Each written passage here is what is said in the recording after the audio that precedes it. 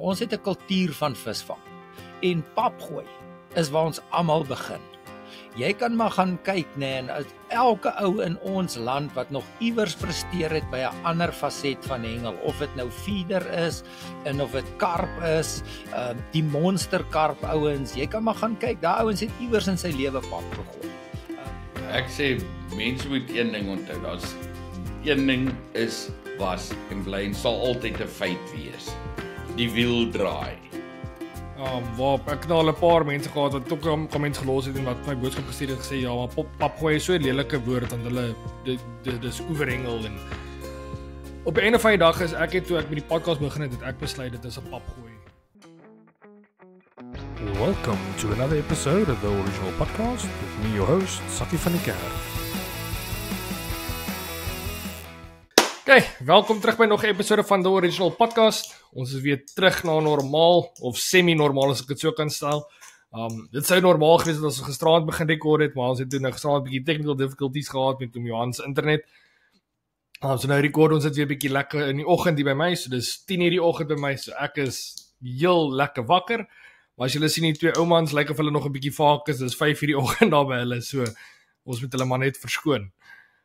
Maar ja, voordat ons verder gaan, Dad, welkom terug by The Original Podcast. Online edisie. Dankie Sakkie, ja, nee, ek is reg en ek is wakker, maar ja, ek kan julle nie my whisky meedeel nie, my whisky was 'n polisie koffie en hy's klaar gedrink, ons het nou maar weer gestoei en ek sit hier onder my elektriese konversie, so ek is ten minste warm, ek gaan nie verkoue kry nie en ek is reg vir hierdie ding. Kom ons vat hom en ons kyk wat kan ons by Johan leer.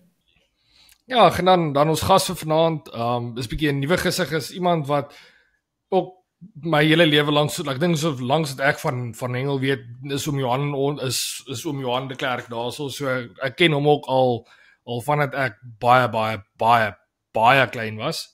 So dit is my lekker voorreg om vanaand hom bietjie op die podcast te kan kry. So oom Johan, welkom by The Original Podcast. Dankie, is my voorreg om saam met julle te kuier, Sakkie, en ek sien uit om met julle te gesels. Ja, dis vir altyd lekker om, nou, soos wat ons deur die episodes gaan, om van die mense saam met wie ek sien nou maar groot geword in die hengelbedryf, of in die hengelbedryf, om met hulle episodes te doen. Dit is altyd sommer net vir my lekker om te sien dat ons gaan almal na al hierdie jare nog steeds by mekaar kom en 'n lekker geselskap hê, en maak nie saak waar die pad te mens vat, baie keer van die pad te mense 'n bietjie van mekaar af weg en dan kom dit mense weer 'n bietjie nader, en dit is sommer net vir my lekker om te sien dat ons almal kan saam staan en om hengel te bevorder. En ek bedoel, ons weet om Johan het ongelooflik baie kennis van hengel, vir baie jare lank gehengel, baie betrokke gewees in die hengelbedryf. So dit sal 'n bietjie lekker wees om 'n bietjie inligting van hom af te kry. Maar voordat ons verder gaan met die episode, ek dink dat ek net een of twee administratiewe goed net gou afhandel. Soos julle sal sien, ons is nou weer terug normaal, so ons gaan nou weer vir die volgende, kom ons sê jaar of wat, gaan ons nou maar weer terug gaan na die normale episodes toe, waar ons dit rekord online. Ek is veilig terug hierso, vir die van julle wat klomp comments gehad het oor die snor is weg. Ek het nou maar besluit om die baard weer terug te groei. En vir al die klomp wat vir my by die vergooi SA's en die goeds dit kom sê het, as jy nie snor nie, gaan jy nie skoor nie. Dit was regtig lekker om julle te sien. Dit was so vinnig uit die blok uit. Ek dink ons was dalk 5 minute daar gewees toe kom die eerste een. So dit was sommer net, dit was vir my lekker gewees. En dit nadat Sakkie gesê het, hy wonder of enige iemand dit gaan onthou. En hy het nog nie sy neus uit die kar gehad behoorlik nie toe, die eerste ou dae. Ja, so sal maar net vir almal sê, baie dankie vir alles in Suid-Afrika. Dis nou eers een wat ons nou rekord, nadat ek nou terug is van Suid-Afrika, so ek nog net laat ek het gesê. En dan 'n ander vraag wat ek net gou vir julle wil hê, ek sien ons is so 60 subscribers weg van 2000 subscribers af. So as julle nou nog nie daai subscribe knoppie geklik het nie, dis gratis en verniet. Gooi vir ons 'n bietjie subscribe, daar sal ons kyk of ons net oor daai 2000 merk kan kom. Op 'n einde van die dag, ek dink nie dit maak 'n reuse verskil aan ons kant nie. Dis sommer maar net lekker om te sien as ons daai 2000 kan oorskry. Ons het al 'n rukkie wat ons al op daai 2000 merk is, maar ek praat nie baie van die subscribe nie, so ek voel nie dit is iets wat benefit in die greater scheme of things. Maar as jy daai subscribe knoppie kan druk, dan sal dit nice wees. Sakkie, oom Johan het vanoggend of het gisteraand vir het gesê dat hy 5000 mense wat gaan subscribe na hierdie storie, so Kom ons kyk, ek dalk kap ons om die 3000. Ja, dit sal goed wees. Ja, en dan sal julle sien ons sal nou in alles as alles nou back to normal gaan, dat ons gaan nog seker 'n paar dae hierdie kant vat voordat alles weer back to normal is. Sal ons weer die e-mail-lys aan die gang kry. Ek sal weer met die membership goed aanvat. Ek moet net bietjie my voete vind hierdie kant. Ons het nou mos maar besluit geneem om na ons Suid-Afrika trip net gou vir 'n week vakansie te gaan hou hier in Vietnam. So ons het Sondag aand laat eers teruggekom. So ek is nou officially vanaand begin ek werk, so alles behoort van môre af nou weer back to normal te wees.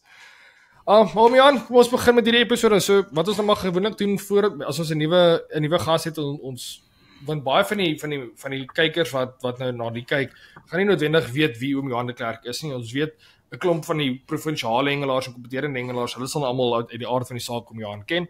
Maar vir die man op die straat wat nou nog nie ken nie, wil nie vir ons so vinnig background gee van waar se hengel begin het en wat nou al bereik het in ons lewe nie. Ons kan dit 'n summary maak, want ons weet daai kan 'n vreeslike lang lys word as ons met Jan begin gesels.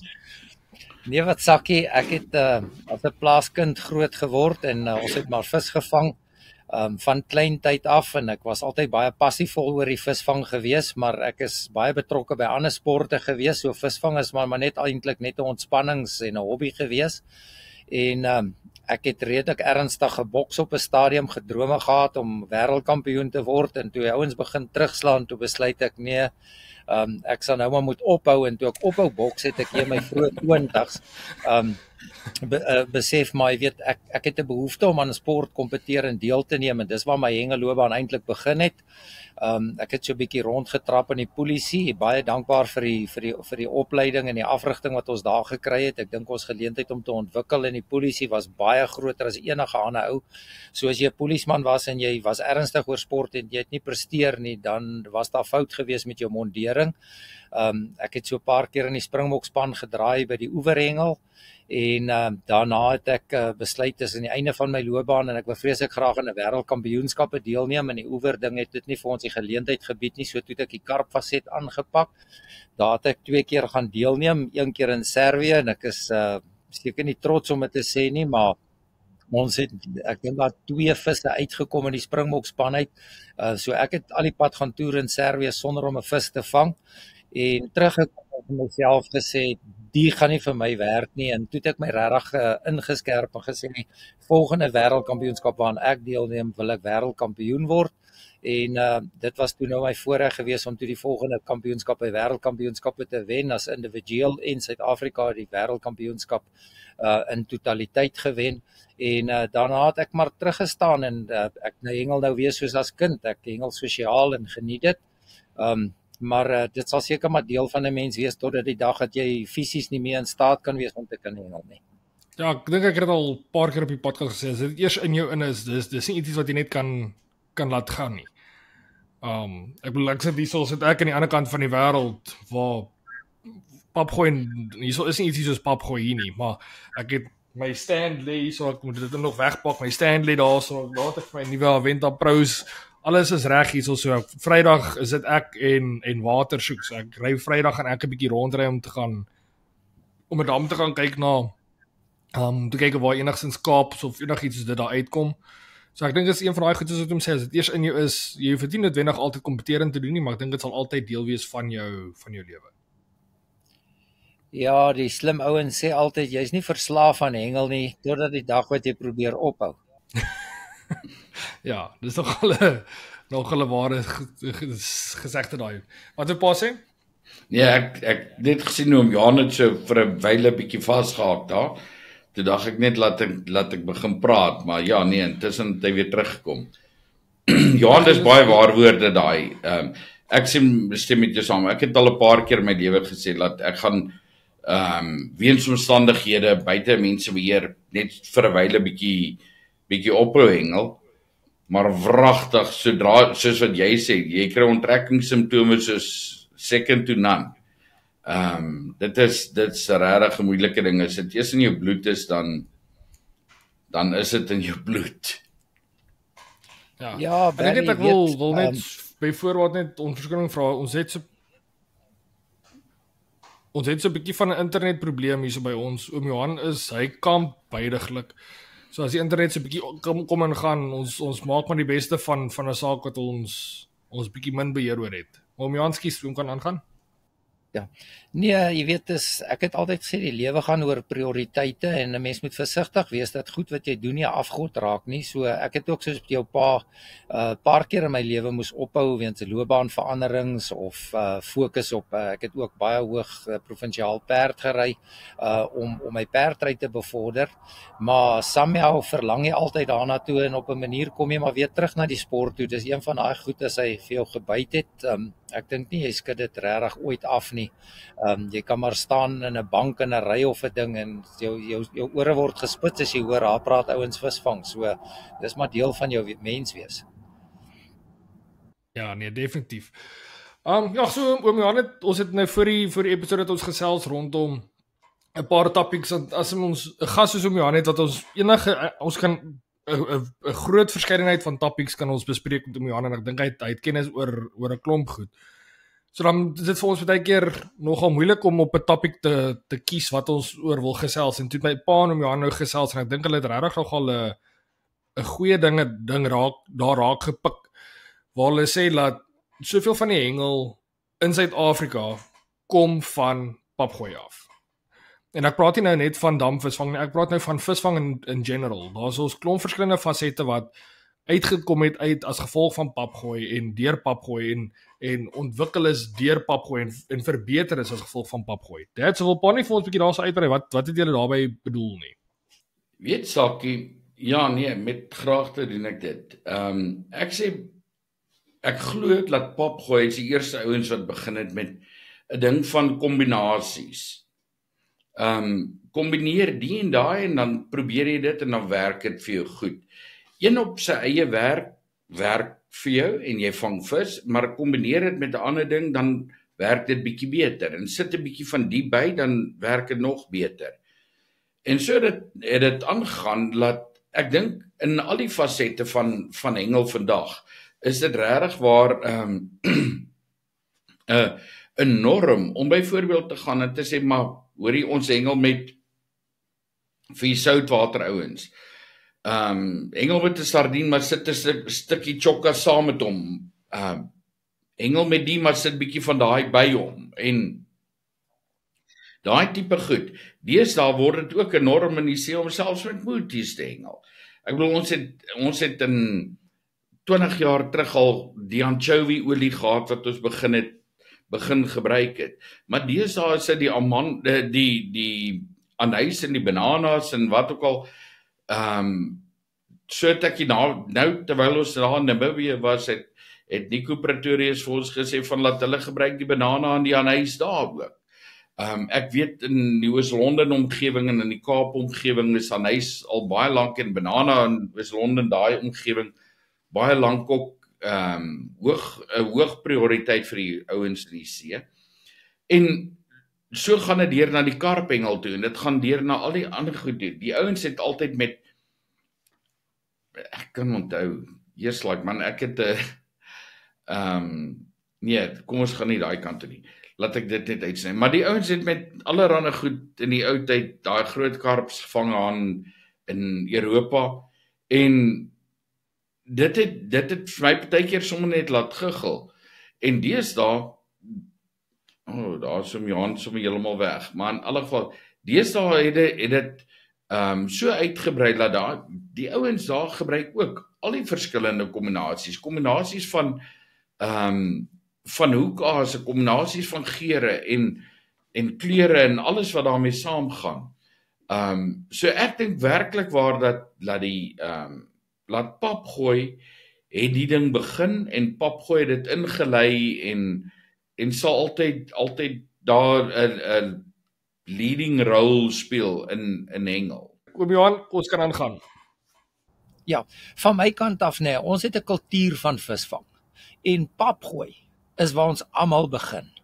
Jy kan maar gaan kyk, en uit elke ou in ons land wat nog iewers presteer het by 'n ander faset van hengel, of dit nou feeder is, en of dit karp is, die monsterkarp ouens, jy kan maar gaan kyk, daai ouens het iewers in sy lewe pap gegooi.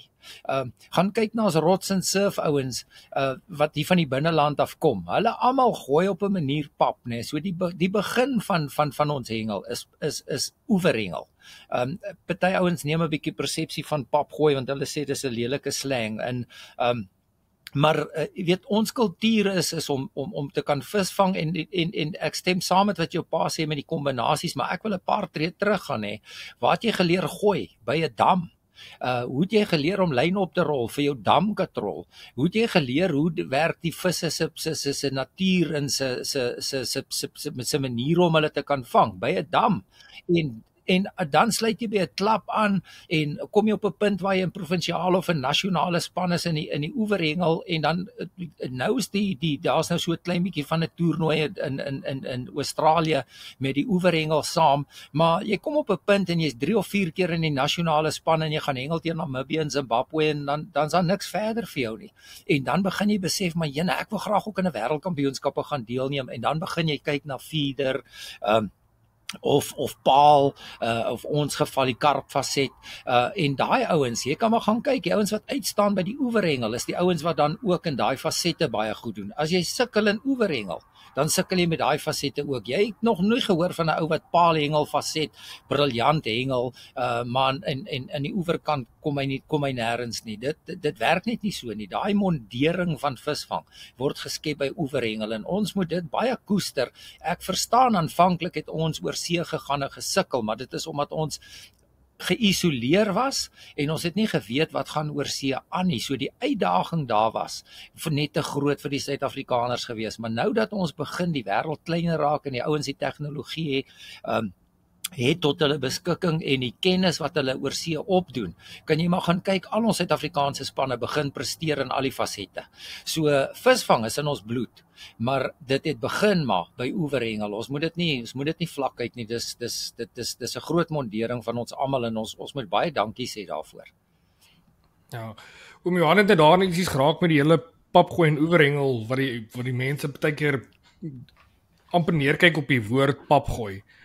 Waar ek nou al 'n paar mense gehad wat ook comments gelos het en wat my boodskap gestuur het, gesê ja, maar papgooi is so 'n lelike woord, want hulle dis oeverhengel. En op 'n einde van die dag is toe ek met die podcast begin het ek besluit dit is 'n papgooi podcast. My paale het vir jare lank my paale action cricket gespeel, en hulle naam was die Papgooiers. Dit was die Papgooiers gewees, so ek het groot geword saam met die Papgooiers. Met oom Lani, hulle, dit was die mense met wie ek groot geword het. Dit was die lewe wat ek gelewe het as 'n klein kind, tot met redelike ouer volwasse mens.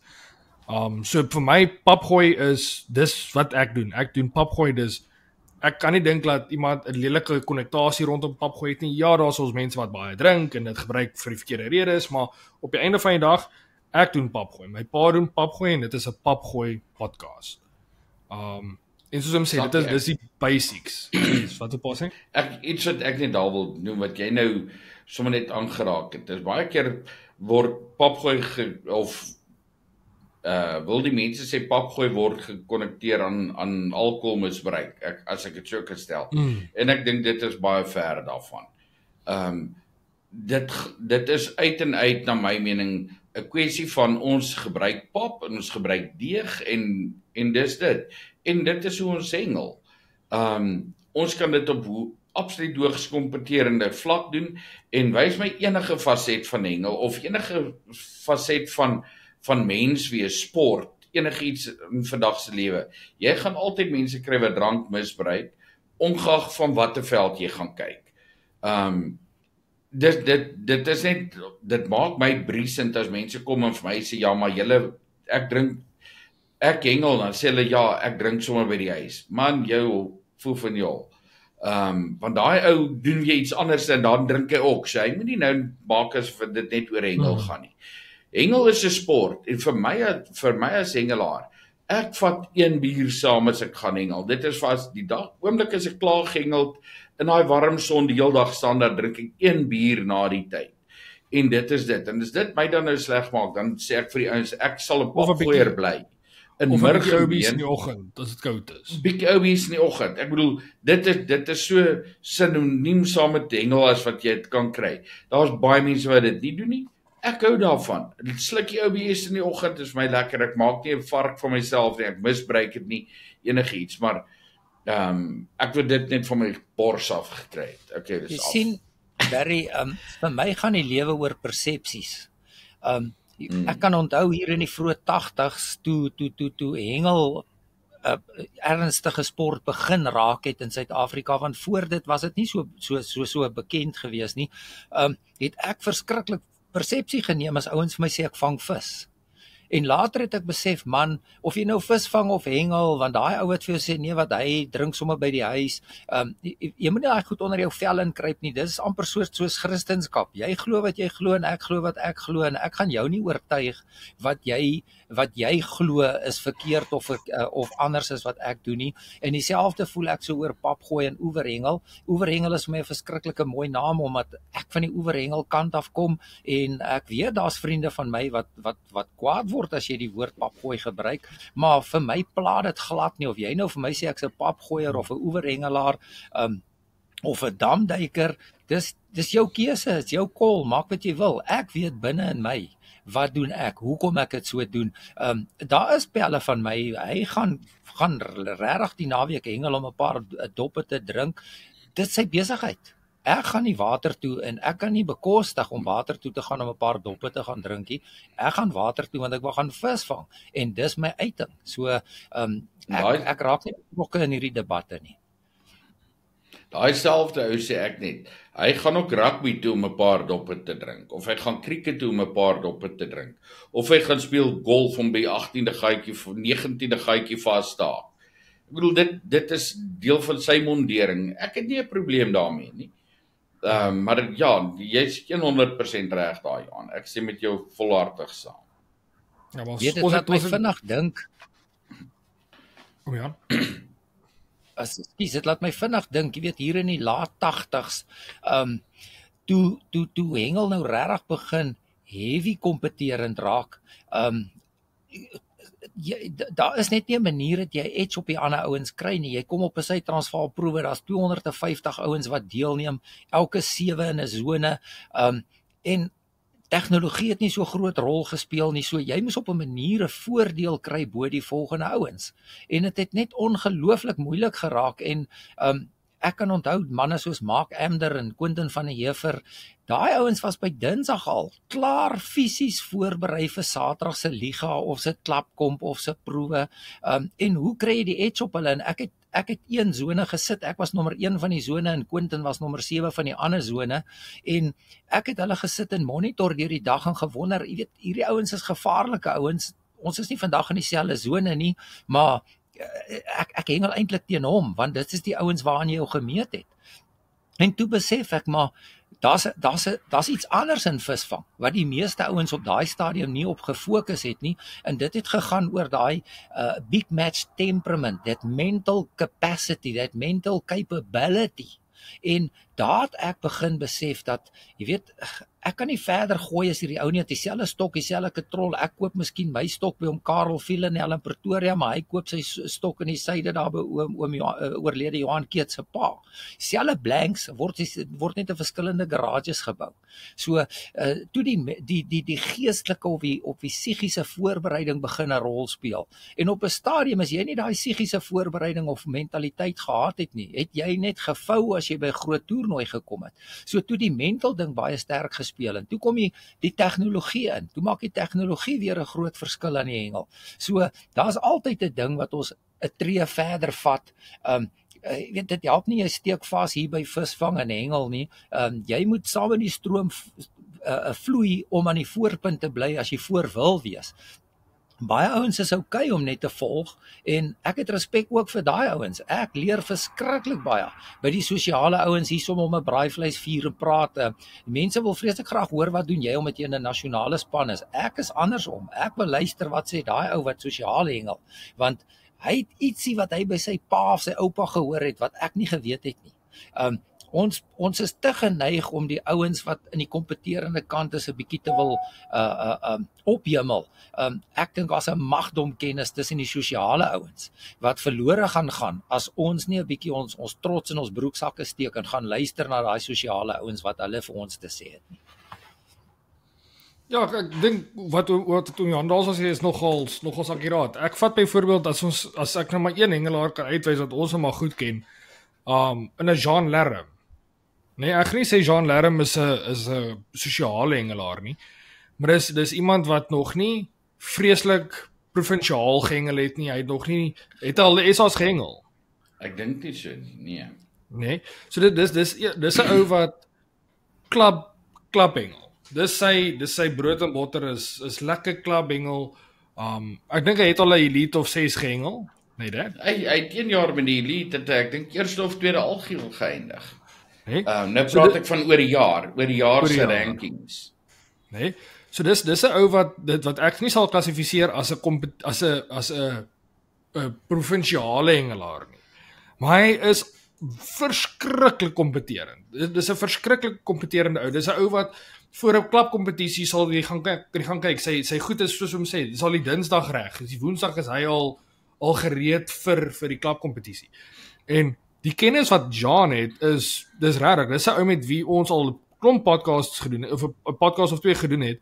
En dis 'n ou met wie mens om enige kampvuur kan staan en gesels rondom ernstige hengel en dit is ek wil sê amper 'n sosiale hengelaar en die hoeveelheid kennis wat hy het is jy gaan dit nooit van hom af kan wegvat nie. En dis nie ou wat in 'n Suid-Afrikaanse span is nie of in 'n Protea span is nie. So ek dink wat hom sê daar moet 'n klompie wees wat soos hy is wat dit net op 'n sosiale vlak doen.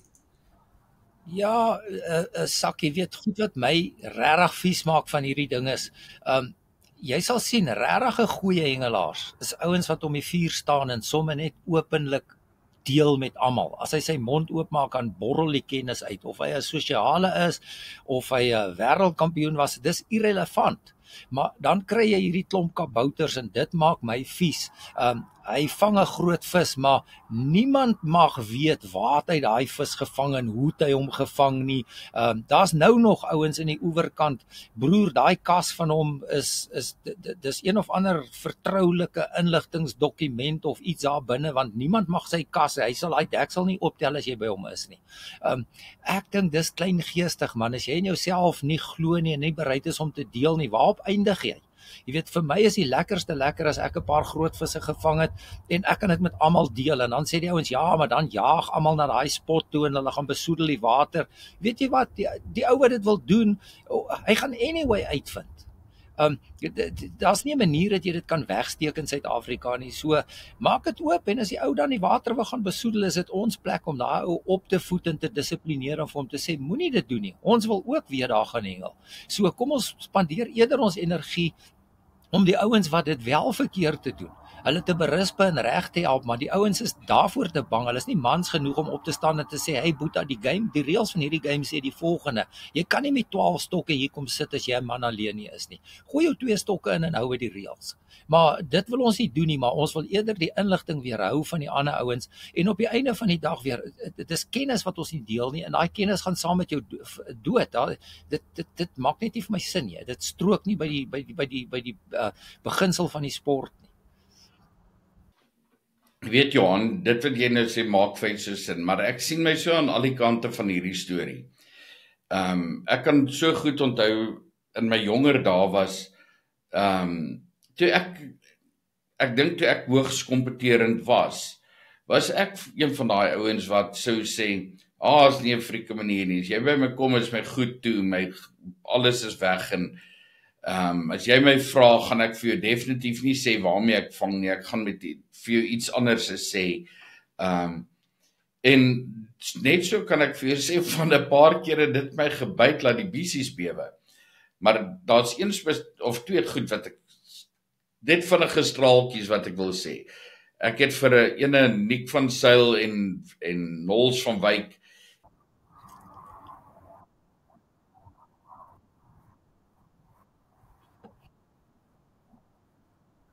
Baie goed.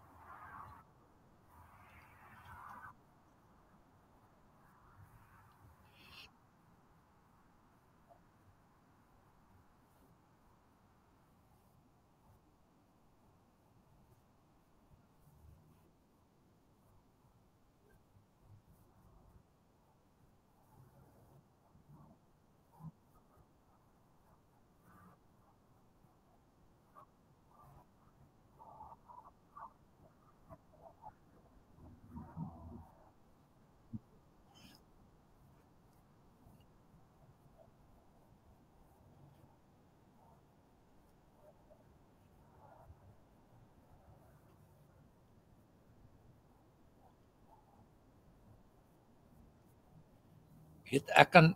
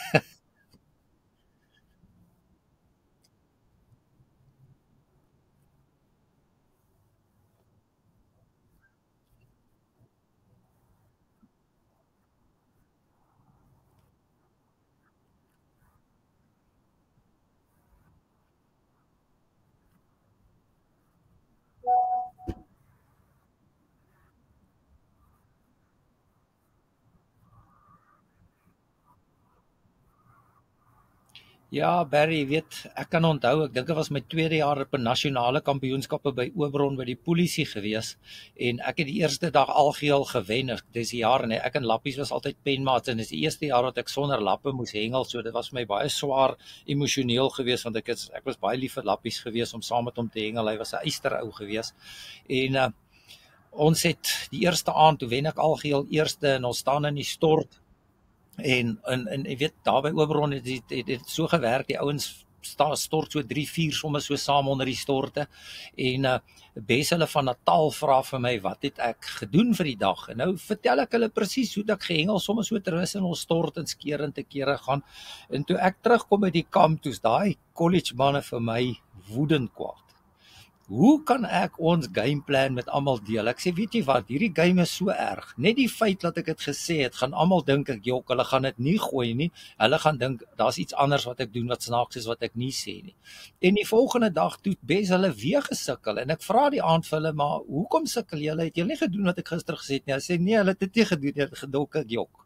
Jy weet, so dis net tipies hoe hierdie game werk en dis vir my hartseer, jy weet, daar was soveel ouens wat ek kan in die knyp was, wat ek op 'n Saterdag op 'n Suid-Transvaalproewe nie presteer nie, en ek gaan nie die span maak nie as ek nie Sondag 'n eerste het nie, en dan gaan praat jy met ouens, en dan gee ouens vir jou 'n klein bietjie 'n tip, en dan gaan jy Sondag en dan kry jy jou eerste plek, jy weet, so, baie van my sukses, is nie my sukses nie, is die mense met wie ek genetwerk het en waarmee ek my omring het, wat eintlik veroorsaak het dat ek op die einde van die dag kon presteer. So as ek vandag hier sit en vir julle sê ek Johan de Klerk het die en daai bereik, dan jok ek. Want dis 'n string mense wat bygedra het tot waar ek vandag is. Ek het nie op my eie hierdie goed reg gekry nie.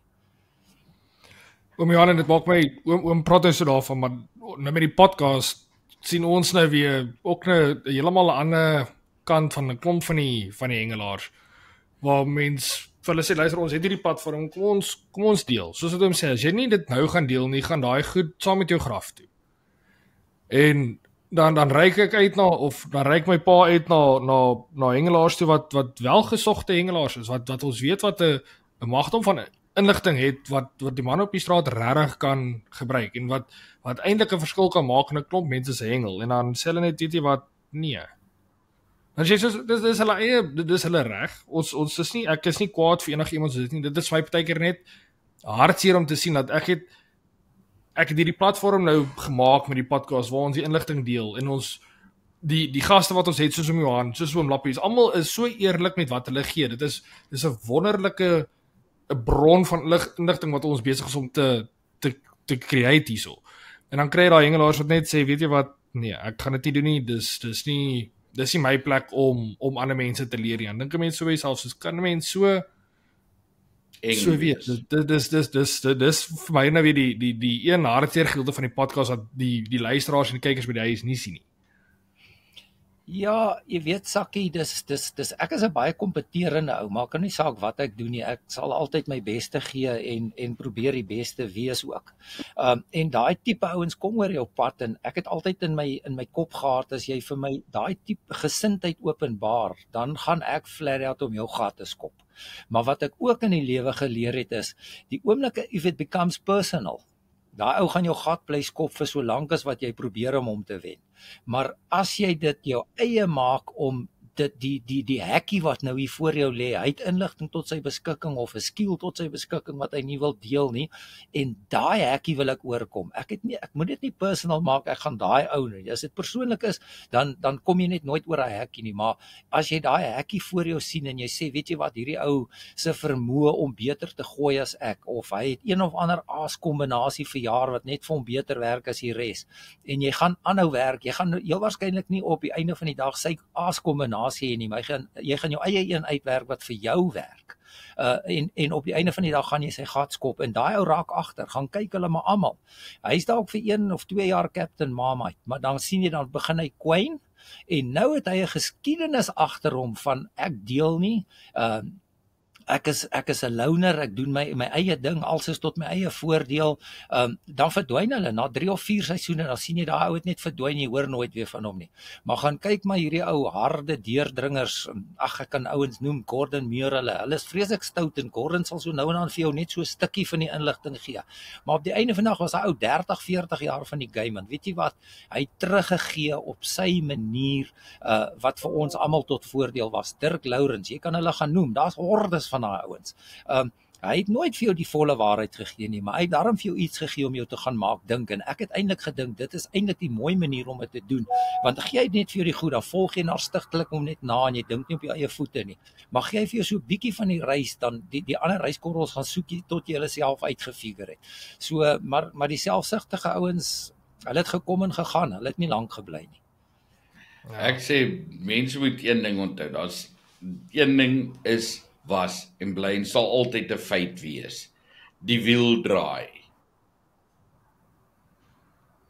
Die wiel draai altyd. Hy draai partykeer stadig, hy draai partykeer vinnig, maar die wiel draai. Jy mag vandag sukkel, mag vandag bo wees. Môre oor môre gaan die wiel gedraai het. Jy het ouer geword of jy die of daai wat ook al, en jy kan net nie meer doen of jy kry nie vis wat jy wil hê nie. En dan maak jy weer saad op 'n ander ou om jou te help. So daai wiel draai, so seker as kan kom. My pa het altyd so 'n mooi gesegde gehad. Ek weet nie of dit my pa se gesegde is of dit maar net 'n normale gesegde in die Engels is nie, maar om die golfie te ry daai golfie. So jy weet as jy begin perform, dit voel letterlik asof jy begin surf. Jy ry daai golfie en jy kan voel die golfie druk jou, maar jy weet een of ander tyd gaan daai golfie uit op die strand gaan en jy gaan nie verder kan gaan nie. So terwyl jy op daai golfie is, moet jy ry en jy moet dit geniet. Want dit is op die einde van die dag is lekker. As jy daar is, dis 'n lekker feeling om op daai golfie te wees. Maar jy weet, een of ander tyd gaan either die golfie voor jou uitgaan of jy gaan op die strand uitkom. Maar op die einde van die dag, dit gaan nie vir ewig daar bly nie. Can't last forever. Ja, ek stem baie saam, jy weet, maar daar's altyd vir my 'n paar goed gewees rondom daai golfry gewees. Ek het altyd gesê, jy kan maar gaan kyk, elke ou het iets in sy mondering waarop hy uitstaan, of hy's 'n verskriklike goeie caster, of hy's 'n vreeslike akkurate hengelaar, of hy's 'n vreeslike tegniese ou, of hy's 'n ou wat die weeromstandighede beter kan lees as die volgende ou. En wanneer daai goed in jou guns tel, moet jy konstant goed kan doen, want dit pas jou mondering. Nou ry jy die golf, want dis jou styl. Maar môre, as dit gaan oor casting, en ek is nie hy top caster nie, moet ek okay wees om te settle vir 'n 3de of 'n 4de plek, want my 3de of 4de is vir my vermoë eintlik nog steeds baie goed. Maar baie van die ouens se kop los hom, dan traai hy nou gaan gooi. Ek kan dink aan Lawrence Barnard byvoorbeeld op 'n Suid-Transvaal proewe, daai man jou beste gooi, hy gooi 50 meter aan die kant jou. So, as hy 'n vis vang, moenie eens probeer verder gooi nie, want jy kan nie, jou afstand is jou afstand. Probeer eerder iets binne in jou vermoë doen om te kan kompeteer, en as hy weghardloop op die dag, laat hom weghardloop. Dan settel jy maar vir 'n 2de. Maar môre is die vis vlak, dan krap Lawrence in sy neus, want hy kon nie terugkom nie. Hy het of 'n 6 of 'n niks gehad. En dis die ding van wat ek dink 'n hengelaar onderskei van die res. Daai vermoë om binne jou vermoë te kan aanpas van dit wat op die dag van jou verwag word. Dis lekker toe om praat van hom Lawrence Barnard. Ek het bitterlik lank terug aan hom gedink. Ja, hy is nie meer met ons nie. Ja, sy naam wat ek bitter lank terug gehoor het. Maar ek sit hier so, ek kry soms so hoendervleis hier van hierdie dame noem, maar dink ek, ja nee, ek kan sien, ons het vandag 'n gas wat uit my era uitkom. Ja, Chris, mense weet saam met wie ek groot geword het. Al die name wat oom Johan praat, dis die ooms wat ek langs die water gehad het. Dit was my mense gewees. Ja, wat maar oom Johan, ons het verskil. Yes. Oom Johan? Ja, jy weet die verskil is, daai ouens was absolute spesialiste in hengel gewees. Daai tyd het tegnologie nie 'n rol gespeel nie. Almal het 'n losknip gehad, almal het met dieselfde lyn gehengel, almal het 'n 16 voet stok gehad.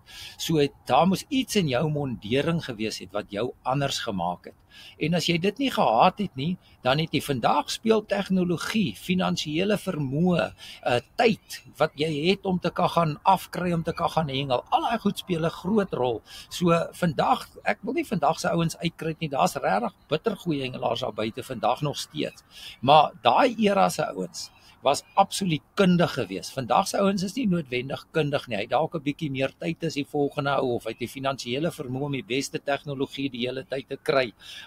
Of sy networking is beter as gevolg van sosiale media. Daai tyd het jy niks gehad nie. Almal van ons was in dieselfde bootjie en ek vir jou sê daai kundigheid van daai era wat jou pa nou van praat. Ek het verskriklik baie respek vir daai ouens. Ja, ek was ons nou al in die bevoorregte posisie om 'n klomp van hulle op die podcast te gekry het. En daar's 'n klomp name wat definitief op die lysie is wat ons nog nie by uitgekom het nie, maar wat ons definitief al hoeveel keer van gepraat het. Ek dink nou aan oom Gordon weer, net ons het al hoeveel keer gesê van oom Gordon, maar ek sal bitter graag oom Gordon en Quentin saam wil doen. Ons het nog nooit 'n podcast gedoen met twee gaste soos hierdie nie, maar ek dink ons sal dit definitief, dis iets wat ek bitter graag wil doen. Oom Dirk Lourens en Dirkie, ek wil daai tipe van episodes wat ek definitief doen. So ek gaan vir die luisteraars sommer hierso 'n vraagie uitgooi. As julle een van so 'n podcast wil sien waar ek en my pa met 'n ander pa en seun of 'n pa en 'n dogter of 'n ma en 'n seun 'n episode wil doen, laat sit vir my 'n bietjie in die comments of julle dit wil doen. Ek gaan 'n voorbeeld gebruik as oom Gordon meer en Quentin. Dis nog maar twee groot persoonlikhede wat ek dink nogal vet pret kan wees op 'n podcast, veral oom Gordon. Ek dink hom op 'n podcast kan nogal 'n snaakse lekker episode wees. Maar ja, gooi vir ons 'n comment daarso en sê vir ons of dit is iets wat julle sal graag wil sien. Maar om Johan, om terug te kom na daai wat ek vir hom gesê het van die ouens wat nie hulle kennis wil deel nie. Dis hoekom ek net seker maak dat dit my nie onderkry nie. Ek gaan nie laat as 'n ou vir my nee sê dit my enigstens gaan stop om iemand anders te vra nie. Ek dink ons het definitief van Suid-Afrika se top hengelaars al op die podcast gehad. Ek dink nie enigiemand kan met my stry en sê dat ja, jy het nog nie die ou opgehad of jy het nog nie die ou opgehad nie. Hy is Suid-Afrika se beste. Ek dink ek het al Suid-Afrika se bestes opgehad. So die ouens wat beskikbaar is, so die wat nie wil deel nie, dis 'n las vir die luisteraars, maar dis nie op die einde van die dag is dit 'n opportunity vir my om 'n podcast met iemand anders te doen wat wil deel. En ek doen eerder 'n podcast met iemand wat wil deel as 'n podcast met iemand wat nie regtig wil deel nie, wat al sy kaarte klaar op hom teen hom hou. Daar wil ek ook net sê, Sakkie, indien daar iemand is daar buite wat voel dat hy werklik waar iets wat hy wil deel, kan hy altyd vir my of vir jou kontak en vir ons sê, hoorie so. Ek wil oor hierdie topik gesels. Nee. En dan, okay, dit is sommer maar net, so kontak ons en laat weet ons indien daar iemand is. Yes, Johan. Jy sien Sakkie, wat gebeur is, die ou wil nie deel nie, want hy het ietsie uitgefigure of uitgevind, en hy wil dit vir homself hou, en tot voordeel van homself, so lank as hy kan. My uitdaging is eerder om iets niets uit te dink, so as ek ietsie ontwikkel het of ontwerp het en almal het dit geweet, dan probeer ek alweer ek probeer die voorste ou in die bedryf wees. Toe ek na die wêreldkampioenskap het ek begin die groot karpe hengel en ek is 'n rookie man, ek doen dit nou maar vir 'n paar jaar. Maar toe die ouens begin praat en die eerste ding wat jy wil doen is jy wil 'n 40-ponder vang. En toe ek my eerste 40-ponder vang, toe sê ek vir myself, maar ek wil kyk hoeveel 40-ponders kan ek in 1 jaar vang. Toe kry ek dit reg om 5 40-ponders in 'n ry te vang. Maar om daai 5 40-ponders te vang was ek na Ndonidam toe gewees. Ek het 'n plesier vlot of jagt of wat ook hulle daai vlotte noem wat op hy is gaan hier vir 'n week. Ek het huis toe ek het eers na die eerste keer dat ek die eerste 40-ponder gevang het en besef het is moontlik. Toe kom ek huis toe en ek sê, hoe gaan ek maak want jy kan nie op in daai dam gaan nie. Toe besef ek maar as ek daai vlot gaan hier en ek bou die nodige struktuur, ek het vir 10 dae op daai vlot gebly in die dam op. Toe vang ek 5 40-ponders in 'n ry. Toe ek terugkom en die ouens begin vra, nou is daar ouens wat al 50 en 60 ponders daar gaan vang. Maar dit was vir my lekker want ek was die voorloper. As daai ou enigstens erkenning wil gee, sal hy sê, weet jy wat, ek het oom Johan se idee gegaps en toe gaan doen ek dit en ek het nou beter gedoen as oom Johan. Hy kon net 'n 40 ponder vang, ek kon 'n 50 ponder vang. Intussen is ek op die oomblik weer besig met 'n ander projek waarmee ons op hierdie stadium nie te veel wil sê nie, maar ons besig om met Guinness Book of Records te onderhandel.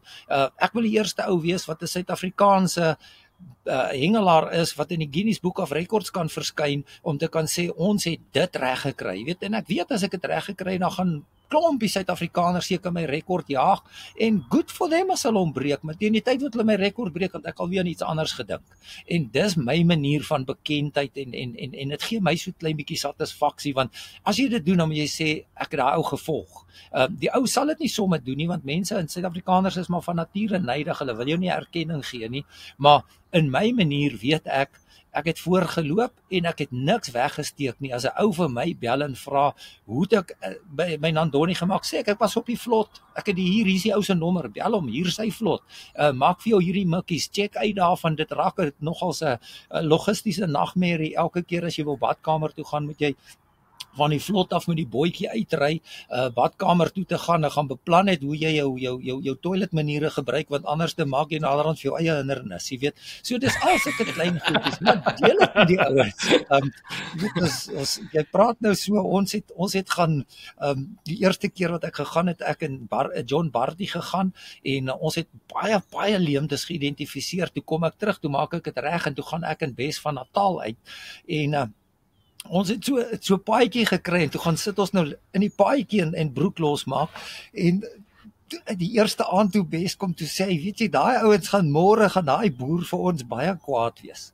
Ek sê, hoekom? Hy sê, want ons poef in die paadjie waar sy kinders loop. Ek sê, wel, heel waarskynlik gaan die laaitjies vir hom sê, pa, iemand het in die paadjie gepoef, en dan gaan sy pa sê, dit was seker 'n jakkals, dan gaan die laaitjies sê, ja pa, maar 'n jakkals vee nie sy boude af met papier. Ons het so van gehad, jy weet, en ons het letterlik besef, luister, ons het nie aan die toiletmaniere gedink nie, as eers toe ons daar kom en ons kom agter as 'n uitdaging, die volgende keer toe vat ons 'n graaf en ons gaan grawe 'n gat en dan elke keer gooi ons dit maar net 'n bietjie beter toe.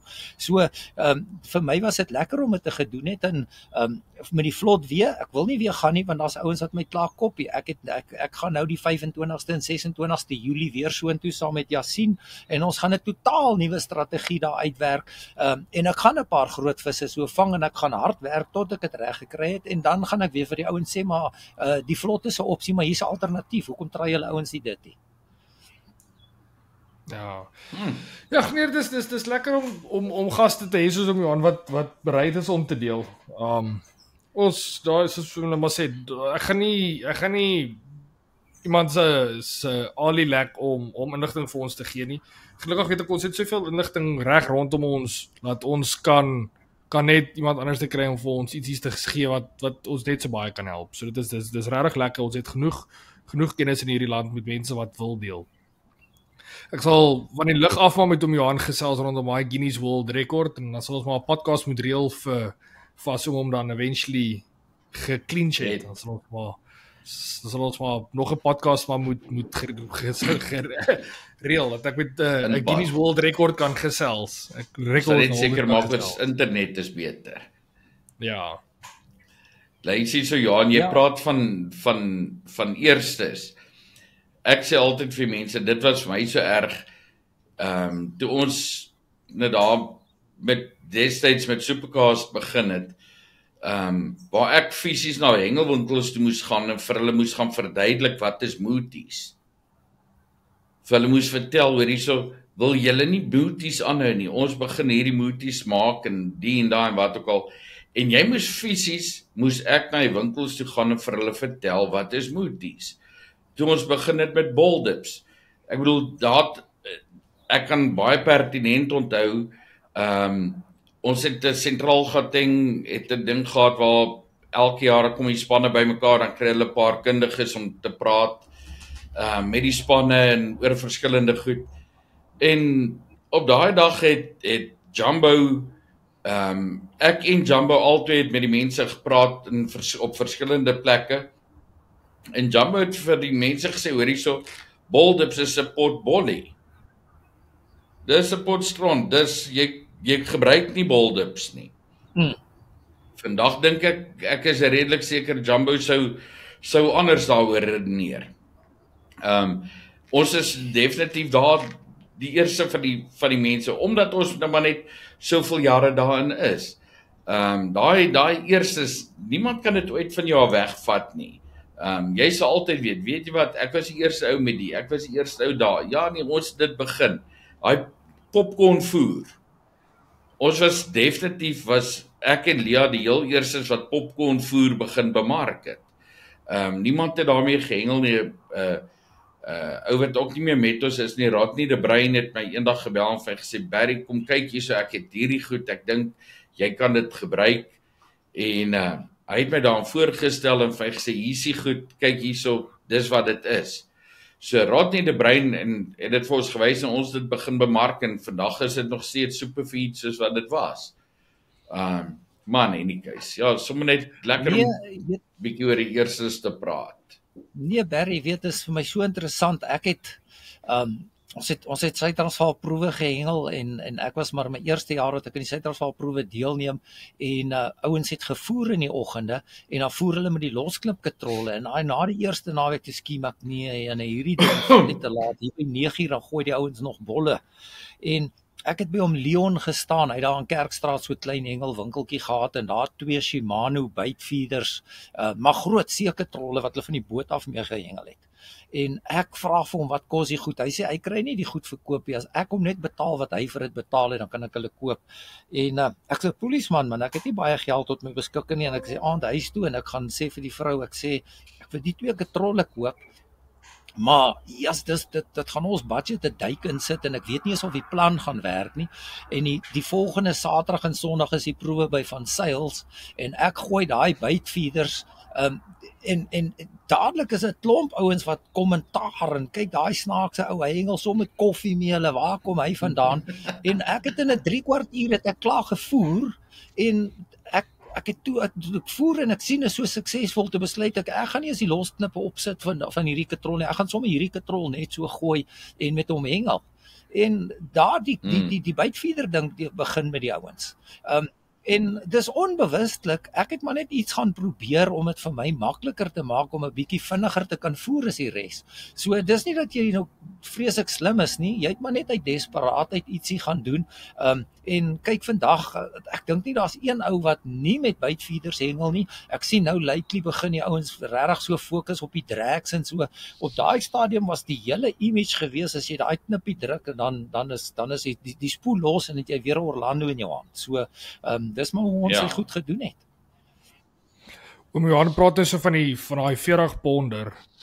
Ons het ek dink nie hy is meer junior nie. Ek dink hy is nou al seker senior, Owen. Daar is Owen is nie meer junior nie. Hy's op die grens. Maar hy het nou hy's nog op skool. So hy seker sy laaste jaar dink ek as junior.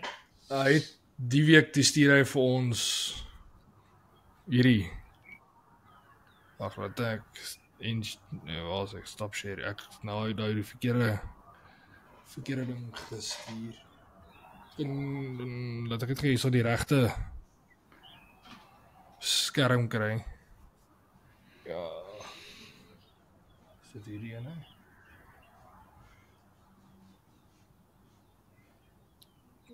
Kan julle hierso sien, Dan? Ja. Check hy hom aan. Hy is 40 pond on the dot. Ja, weet jy, ons het daar in Andoni 45 ponders in 'n ry gevang. Maar hulle was almal ook so tussen 40 en 44 pond. Ons kon niks groter kry nie. Ek is oortuig ons het groter vis in daai trip gekry, maar daai groot Kaaps het jou net geflatstiek en binne in die hindernisse in jou gebreek. Jy weet so, dat daar regtig 'n groot vis is 'n absolute waarheid. Ja. Ek het net nie om daai okay. So ja, waar's daai daar? Was daai rustige winter? Waar het hy dit gevang? Nee, rode koppies neem ek aan. Rode koppies. Ja. Hy vis maar altyd rode koppies. Ja. So ja, dit is nou daai tyd van die jaar waar jy daai groot Kaaps moet gaan jag. Ek sal nou maar gaan kyk. Ek het nou 'n vreeslike plan hierso vir Vrydag. Julle kan nie goed hierso langs my sien nie, maar onder andere weet ek hierdie magerflouts en goed so dit, so ek gaan nou na 'n nuwe dam toe gaan om nou maar te gaan kyk hoe die oewer lyk en hoe dit daar lyk. So ek het nou maar vir my 'n paar verskillendes gekry. Want ek dink dit is altyd 'n as jy 'n onbekende venue het, is dit ek weet nie hoe diep is hierdie damme hier nie. Ek het geen way om vir mense te vra of hoe om te weet wat ook al nie. Ek kan nie op 'n boot gaan nie. So ek het nou maar die ding hier daarso my 10 voet stokkie kom môre. So ek het my nuwe 10 voet stokkie gekry. Vir die van julle wat weet, ek kon nou nie my visstokke saamgevat het van Suid-Afrika af nie. Ek het die pyp reg gekry. Ek het alles reg gehad om die stokke saam te bring. Maar toe self my laat die limitation is op 156. Ek mag net 156 cm pyp wees.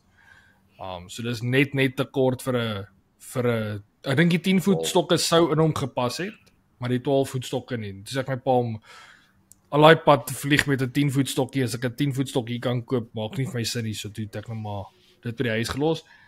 Maar ja, ek het met Aventa Pros is hier agter. Ek moet vir hulle lyn opsit hierdie week. Ek gaan net nou gaan ek na hengelwinkel toe ry, ek wil gou gaan lyn koop. Gaan soek vir 10 pond lyn, so ek gaan maar op die 10 pond lyn ding hou. Laat ons maar op dieselfde manier hengel as daai kant, dan kan ek maar die goed reg kry. Ons het vergeet om gewiggies in te sit. Ja, nou soek ek hierdie kant 'n plek met gewiggies, maar nou moet ek machined gewiggies koop. As ek 'n bottom weight strop wil hê, kan ek gewone bottom weight strop hierso soos P-gewiggies. Ek kan hierso kry. Maar hulle het nie 'n gaatjie deur nie. So as ek 'n rietvleistrop wil hê, moet ek nou hulle behoort bolgewiggies te hê. Jy moet kyk vir bolgewiggies. Hulle gaan 'n bolgewig hê, definitief. Maar die gewigte wat ek hierso kan kry is alles daai regtig soos highly akkurate gewigte. So dit is maar expensive. Daar is bolgewigte en daar is gewigte met wat kan gly. Dit is net expensive want hulle is definitief nie gemaak sodat ons gewigte gemaak nie. Maar anyways, ons gaan maar kyk. Ek is opgewonde om dit aan te vat. Vandag moet ek vir my chick gaan kry. Of chick order dat ek dit kan maak en kyk of ek ietsies kan maak. Wat ek nou gedink het ek gaan doen is ek gaan die chick vat. Want die chick wat ek hier kry is bietjie grower as die chick wat ons gewoond is aan. Ek het nog nie die fyn chick hier kon kry nie.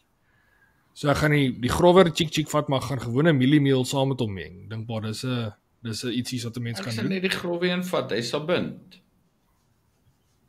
Maar hy is so grof. Reg kook sal hy bind. Ja. Ja, hy sal bind. Doen die gewone formule en hy sal bind. Ja, ek sal maar sien. Ek sal definitief 'n videoetjie maak vir die mense dat ek vir julle kan wys hoe ek met al die kennis wat ons nou al op die podcast gedoen het, hoe ons die dam gaan analiseer. So dit gaan vet pret wees. Daar is dan nog iets wat pa gou wil bespreek? Nee, Sakkie, ek sien daar agter hoe Johan sien ek het begin lig word en ek weet hy het gesê dat sy wederhelfte moet oor so 'n paar minute begin werk. So ek dink die tyd begin vir ons vang.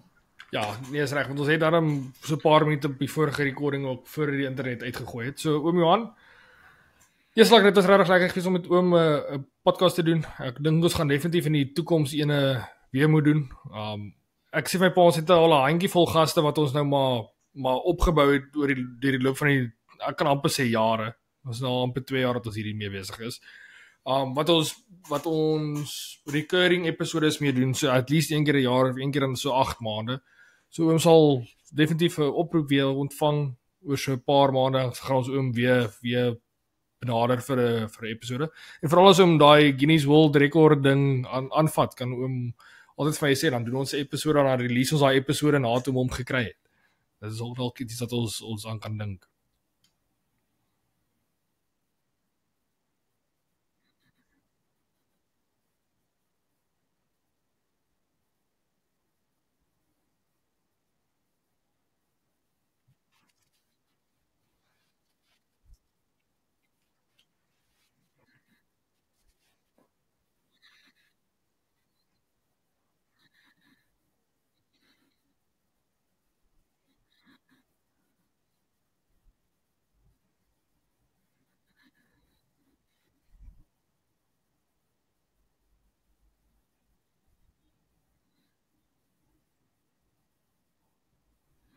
Ag, dankie dat oom al met ons deel, soos ons net gesê het, ons het 'n klomp mense wat ons al uitgereik het wat nie wil deel nie. So dis om net lekker om met oom te chat. Is 'n pity ek kon hom nou nie gesien het toe ons nou daar in Suid-Afrika was nie, maar ons sal definitief op 'n volgende trip sal ons 'n bietjie vir hom hulle kom kuier. Dad, wil ek vir dankie sê vir al pa se moeite daai kant pa het nou weer 'n bietjie rondgery om die goed vir ons uit te sorteer en rondgebel om dit uit te sorteer. So ek wil vir pa maar net dankie sê. Ja, nee, gelukkig. Ek en Johan dink nie jy's 'n probleem om by mekaar uit te kom en as ons by mekaar uitkom wat om vir mekaar te sê nie. So dit word maar elke keer 'n bietjie van 'n ek hoor julle het so 'n uur daar langs iemand se huis, so 'n random persoon se huis gestaan en gesels. Daai mense het daar die polisie gewil en gesê luister hier's 'n kuier hier buite my huis en ek is nie genooi nie. Ja nee, volgende keer dink ek moet ons maar net daai bottel OBS op die dak sit of so iets. Dan moet hulle worry. Maar ja nee, ek joke sommer net. Maar ja nee, Johan, dit was moeë so lekker, dankie man. Ons geniet dit regtig en sterkte met daai projek van jou. Ons hoop dit werk uit en ons hoop ons kan dit met die mense deel. Dankie julle, ek het lekker saam met julle gekuier. Dit laat my net so vinnig dink aan die ou gesegde wat sê as jy 'n regte vriend het, al sien jy hom 1 keer in 10 jaar, as jy hom sien, gesels jy met hom asof hy gister by jou gekuier het. En as regtig in die hengelbedryf, ek dink ek het baie vyande oor die jare gemaak ook, maar ek het regtig vriende gemaak wat my sal bybly tot in my graf en ek koester daai ouens, ek is baie lief vir hulle en ek mis hulle altyd. Dis nie noodwendig dat ons nie kontak het as ons nou nie meer vriende nie, dis maar net lewe het ons uit mekaar uitgedryf. Ja, nee, dit is 'n feit. Alright, vir die luisteraars op die reis wat luister tot nou toe wil ek vir julle baie dankie sê. Ons is back to normal, so hopelik van die week af vorentoe sal alles nou weer teruggaan na normaal toe. Ja, dan sien ek julle volgende week, selfde tyd, selfde plek, Woensdag 12:00. Wat sê? Cheers.